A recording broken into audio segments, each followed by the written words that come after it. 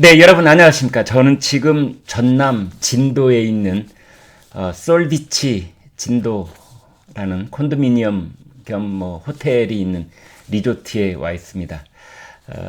제가 속해 있는 회사가 여기 리조트의 회원권을 갖고 있습니다. 그래서 여기에 와 있게 됐습니다. 여러분 지금 시각은 월요일 아침 7시 10분 막 지나고 있습니다. 여러분 이런 말 들어보셨습니까? 좌동훈, 우상민. 좌동훈, 우상민 이 말은요. 이제 윤석열 대통령 중심으로 해서 윤석열 대통령이 가장 신뢰하는 두 사람을 꼽으라면은 왼쪽에는 한동훈 법무장관, 오른쪽에는 이상민 행안부 장관. 이렇게 두 사람을 꼽을 수 있다. 이제 그래서 좌동훈, 우상민. 이제 이렇게 불렀던 겁니다. 지금 한동훈 법무장관은 미국 가 있습니다. 7일 날 돌아올 예정입니다. 그런데 오늘은 이상민 행안부 장관 얘기를 좀 하겠습니다. 좌동훈, 우상민, 윤석열 대통령의 복심 중에 복심, 윤심 복심, 그리고 쌍두마차다. 이렇게 얘기할 수 있고, 한동훈 법무장관은 여러분 익히 잘 아시는 것처럼 검사 출신이고, 이상민 행안부 장관은 판사 출신입니다. 그리고 한동훈 법무장관은 강원도 춘천 출신이에요. 반면에 이상민 행안부 장관은 전라북도 익산 출신입니다. 그래서 서울 출신이라고 볼 수 있는 또는 충남 연고권을 갖고 있는 이 윤석열 대통령과 이제 이 두 사람은 좌동훈, 우상민 이 두 사람은 지역적인 연결고리는 없다. 이제 이렇게 볼 수 있는데 다만 이 두 사람은 서울법대 후배입니다. 윤석열 대통령으로 봤을 때 그래서 법대 후배다. 이제 이렇게 볼 수 있고 더더군다나 그 이상민 행안부 장관은 윤석열 대통령의 충암고등학교 4년 후배입니다. 그래서 이제 그 고교 동창회 같은 것이 있으면 당연히 고등학교 선배한테는 형님 이렇게 부르죠. 그래서 이제 이상민 행안부 장관이 윤석열 대통령 4년 선배니까 사석에서는 형님 뭐 이렇게 불렀다는 거지요.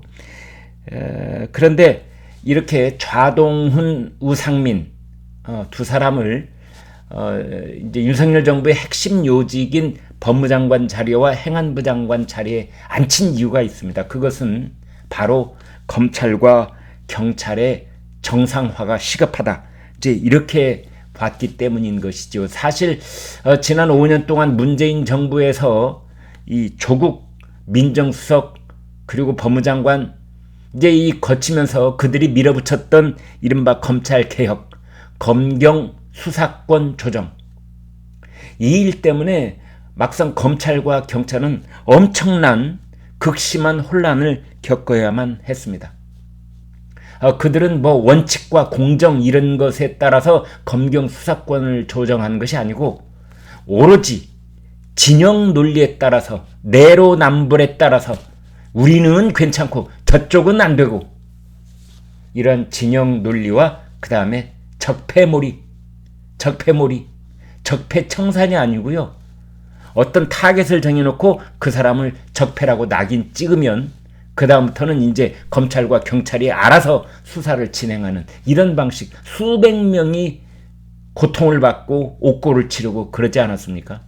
어떻게 보면은 그 홍위병식의 인민재판을 떠올리게 했던 이제 그러한 일들이 계속돼 왔던 것이지요. 그러면서 검경의 주류를 교체를 하려고 시도를 했습니다.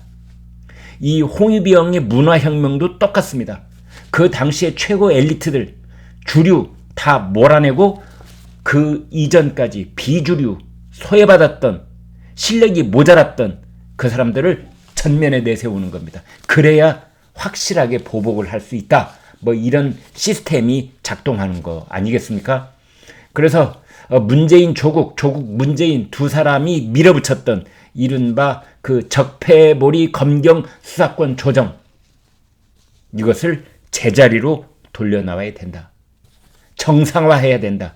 이런 생각을 뼈저리게 갖고 있던 윤석열 대통령이 좌동은 우상민, 우상민 좌동은 행안부 장관, 법무장관, 법무장관, 행안부 장관에 임명을 한 것입니다.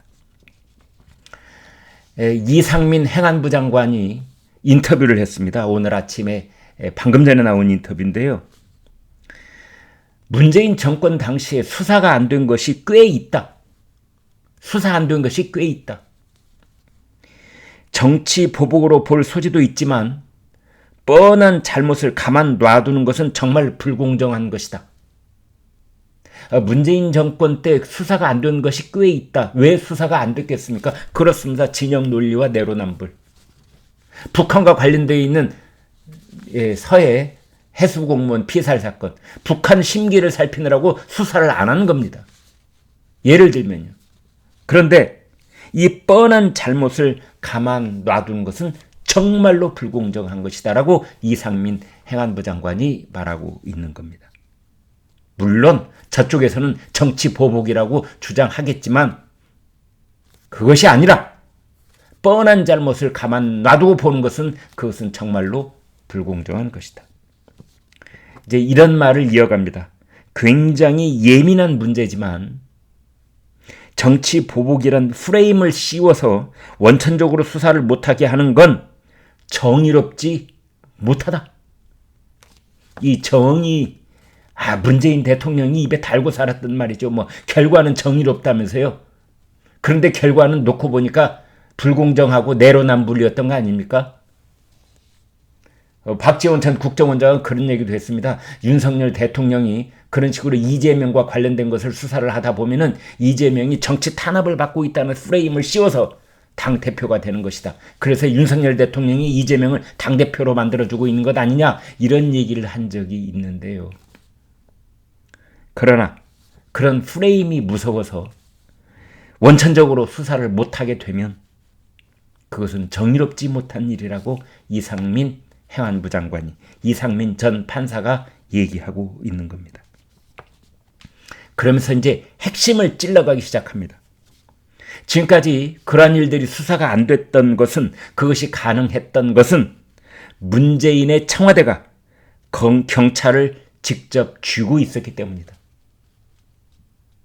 경찰의 엘리트 수사관들이 잘못을 몰라서도 아니고 수사의 방식을 몰라서도 아니고 오로지 그 경찰 전체를 문재인 청와대가 꽉 움켜쥐고서 꼼짝 못하게 했기 때문에 수사가 안 됐던 것이다. 처벌을 받는 게 마땅하다. 잘못을 하면 처벌을 받는 게 너무도 마땅하다. 그 다음에 정치적인 소지를 남겨놓습니다. 처벌을 어떻게 할 거냐에 대해서는 정치적 고려를 하더라도 국민 입장에서 드러나야 하는 팩트 자체는 수사를 통해 밝혀내야 한다. 지난 정권 사람들이 잘 썼던 그 말, 진실은 규명돼야 된다. 맞는 얘기입니다. 국민들이 궁금해하는 그 팩트는 수사를 통해서 밝혀야 한다. 그 다음에 어떻게 처벌해야 하는 것은 정치적인 판단이 나중에 필요할 수가 있겠다. 이런 문제는 굉장히 민감한 문제일 수가 있습니다. 어떤 사람들은 이런 말도 하더라고요. 문재인 정권에 있었던 그 핵심적인 인물들에 대해서 수사를 다 해서 그들에게 10년이면 10년, 20년이면 20년 징역형을 때린 다음에 윤석열 대통령이 그 자들에 대해서 일괄적으로 사면을 해줄 수도 있고 검찰이 형 집행정지를 일괄적으로 때려줄 수도 있는 거 아니냐. 잘못한 건 잘못한 거고 그 사람들에게 정상적인 형량을 선고를 하면은 20년, 15년, 10년 이렇게 나온다는 것을 온 국민들이 다 알게 하고, 그래서 그들이 저질렀던 잘못, 그들이 저질렀던 은폐해왔던 이 팩트를 백일화에 드러나게 한 다음에 국민들의 궁금증을 다 풀어준 다음에 그 다음에 처벌을 어떻게 할 것이냐는 정치적인 판단이 필요할 수도 있겠다라고 이상민 행안부 장관이 얘기를 했습니다. 여러분이 듣고 싶었던 얘기를 오늘 들은 것 같지 않습니까? 네, 구독, 좋아요 부탁드리겠습니다. 네, 좌동은 우상민. 네, 여러분 고맙습니다. 안녕히 계십시오.